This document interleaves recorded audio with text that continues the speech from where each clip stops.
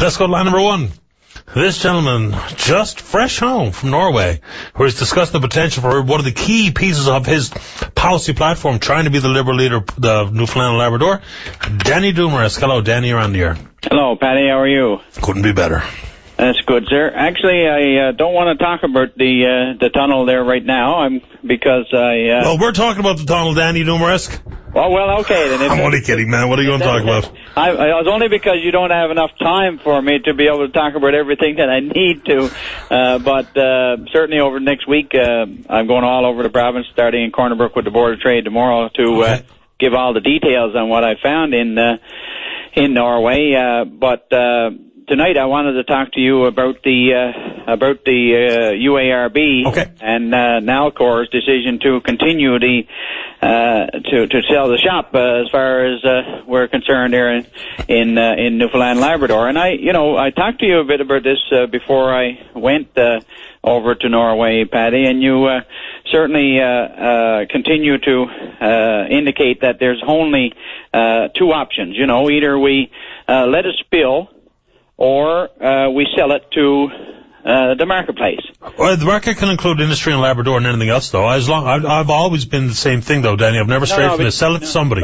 But, Paddy, you can't have your cake and eat it, too. Well, it depends on how much cake you got. Well, let me tell you, what we see right now, remember now, that this power is not going to be available for at least 5, if not 6 years.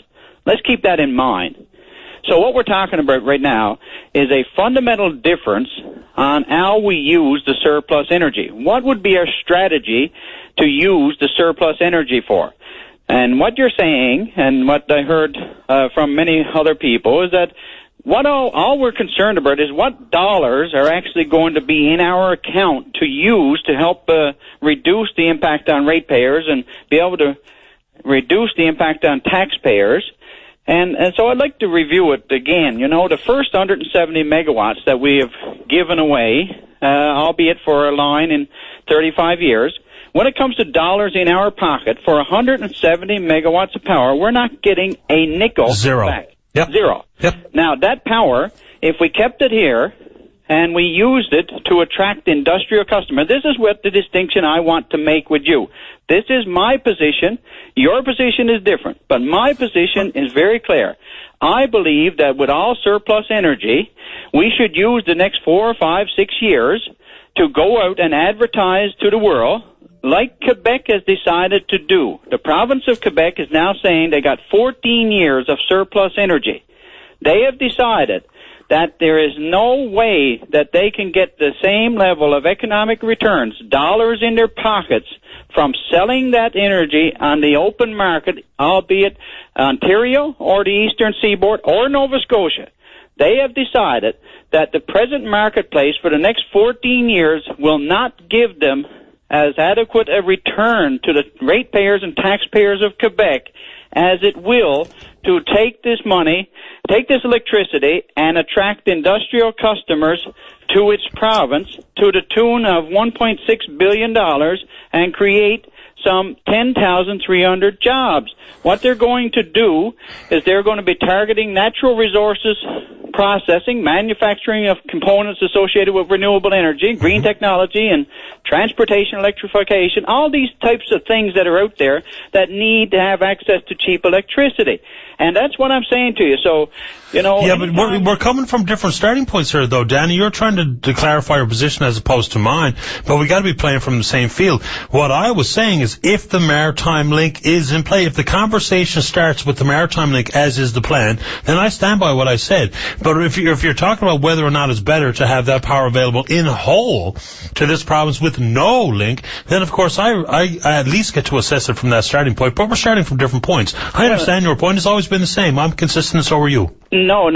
What I'm saying is that. Now why am I wrong? Okay, keep going. Okay, no, I'm not. That's fine. Listen. I'm not the argumentative type. I don't want to call to just have an argument with you. I want to be clear on the position. Go right ahead. Your position is let's do the maritime link. I'm saying no. But on the position of what we do with the surplus energy, when we have the surplus energy. And I mean, this is major industry. This is major energy. I mean, 330 megawatts of power. You know that when Long Harbor is going at full force, is only going to use up to 85 megawatts of power. Yeah. We're talking about major stuff here. So when we have this 330 megawatts of surplus energy, you're saying the position we should take is sell it or let it go over the falls.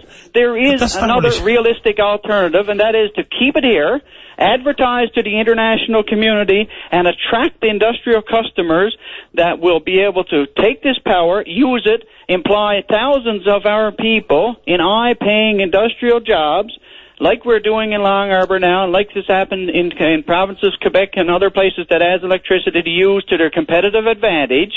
They have concluded, and they know, that by getting these jobs, by using the energy, and they get those tax dollars that come from the people working and the corporate tax that comes from the successful companies, they know the bottom line to our bank account is much more positive than we are trying to go out there and get 3.5 cents per kilowatt hour from our friends in Nova Scotia. Yeah, I don't dispute that point of view, Danny. The fact remains, if the power was strictly for the promotion of industrial use, and it did come to pass, then the dollars and cents, which you say quite correctly that I'm most concerned with, they would be amplified tenfold if it was also in the form of royalties and jobs. So it's hard for me to argue that, because I am concerned with the dollars and cents. So yes, and the problem is right now that we have already decided to give away the 175 megawatts. We've decided now we're going to add insult to injury and give them every other ounce of power that we're going to have in surplus.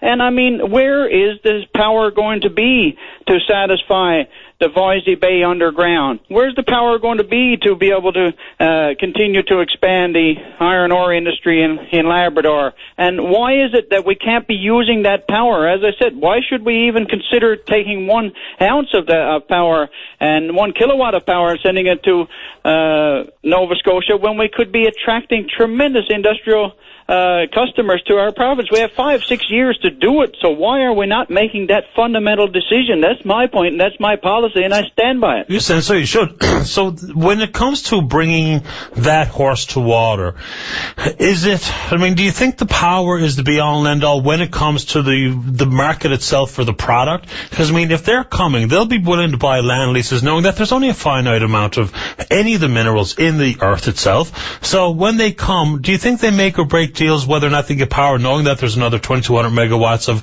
developed, can be developed power, at Gull Island? Do they make it on power? Do they make it whether or not can make a buck from the production of the mineral? Well, power is a major component. But we could get them power, though, right? You know, even if we bought it off Hydro-Quebec, we could still get them power. No, but you're talking now about the Labrador. I'm just asking a question. You're talking about the Labrador mining component now. Yep. And that is 200 years of resource down there. That's right. We're not making it for overnight situation. And the power is the main expense associated with the processing of the iron ore. But what I am talking about is using the surplus power that we have in our province to attract the industrial customers like a steel plant. Yep. You know, if we have the iron ore, we got the concentrate, we got the pellets, why can't we go out there in the next 5 or 6 years and advertise to the international community to see if we can't get a steel plant that would be established either on the coast of Labrador or on the island of Newfoundland, and be able to have these kind of high-paying jobs? Because at the end of the day, we are certainly going to have the iron ore and the pellets go into a steel plant. And there are many places in the world, many companies in the world, that are going to make investments on being able to put a new steel plant in place. And if the components all fit, if they had a vertical business relationship where you could take the iron ore, put it into pellets and put it into steel, it makes economic sense. That's the kind of strategy that we must employ, rather than just saying, okay, this is the easy way out, let's give it to Nova Scotia, and let's take the little bit of cash that we're going to get. Who cares if the people in Newfoundland are going to have to pay twice the electricity rate? No one We're still thinks not going that. to have it. Danny, I think you and I, Going back to when we first used to talk about this kind of stuff, I think you'll remember quite clearly that I have never strayed from our need. I think minerals are different than oil. They're different from fish. They are very unique in how we can maximize value. I have never, ever strayed from saying that we should have maximum secondary processing opportunities in this province. And that does take power, and you're absolutely right. How long do you think before we develop Gull Island? Oh, I don't know if Gull Island will ever be developed. You don't? Okay. True. I think it will. I think right now there is no economic equation in the foreseeable future. When you have the province of Quebec, Patty, with nearly 5,000 megawatts of surplus energy for the next 15 years, and they are living next door to the province of Ontario, who our premier pretends as a market for our power from Gull Island. They are living next door to them with surplus power that they're now going to offer to industrial customers to come into the province of Quebec at 3.5 or 4 cents. And they have determined that this is better than to sell it to the province of Ontario. Then how can you pretend that there is a realistic market? I mean, these people in Quebec Hydro are trying to make a buck. But you know, there's a very easy issue to identify there, though, Danny, as you know. Quebec Hydro, or Hydro-Quebec, moving people to inside their provincial jurisdiction for industry is quite separate than the Labrador Trough, because we're not going to be reliant on, and nor can Hydro-Quebec have any influence on that prospect unless we buy the power off them. And we're not going to turn to them to buy the power to power Labrador, are we? No, but what I'm saying is that under the existing arrangement where we have up to 800 megawatts of power being produced at Muskrat, certainly in the foreseeable future, certainly with the $12 billion we have on the table for mining developments, we're probably looking at around 400 megawatts of that power that will carry us up for another 20 years, at which time when the Upper Churchill reverts back to us, of course, at that point in time, we're going to have some 5,000 megawatts that will be able to continue to be used to develop whatever mining is in Labrador, and then at a price that is certainly much cheaper to be able to use that power at zero cost than it would be to go and develop Gull Island at another 15 or 20 cents per kilowatt. Do you think Nalcor was able to negotiate a reasonable amount of power that they could withhold and still satisfy the covenant with the UARB, knowing that we already have the power you just spoke of from Hydro-Quebec that can indeed be part of satisfying that plot of power? Do you think? No, I mean... We couldn't have held enough back, you don't think, to do any business with it? Okay. No, there's no way that we have the power to be able to satisfy the UARB if we were being realistic at all. Because, as I told you, the numbers speak for themselves. Others with better credentials than I have certainly done the numbers and have concluded that it's better under the current market conditions. Any jurisdiction that has surplus energy is much better off doing the marketing work, bringing the industrial customers to its territory, and creating the jobs, selling the electricity at a good cut rate, and the bottom line to the provincial treasury will be much more enhanced. So that's why I'm saying we should never use this even as a starting point. We should never go beyond our border. We should use our electricity to create our jobs. God knows we need them in many regions of this province. We're all not enjoying the oil money that the Avalon Peninsula is in all parts of Newfoundland and Labrador. Yeah, I wonder will there be other stopgap measures like, you know, people poo-pooed wind. I wonder will Nalcor all of a sudden have an 80 or 150 megawatt wind farm over there jamming some of that power across? Because, of course, folks in Nova Scotia don't care if it came from Bay d'Espoir, Muskrat Falls, or anywhere else. So I wonder is that going to be part of the equation? I wonder, though, because fully they will sometime. Well, I see that in there as 100 megawatts possible. Yeah, I think so. That's again an insult to our intelligence. No, I'm just saying out loud. I'm not. No, it is. I'm not plotting the route. I'm just saying. I bet you that's going to come. No, I just read that in. I don't know. I just saw that identified as a possibility in the application that's being put into the UARB.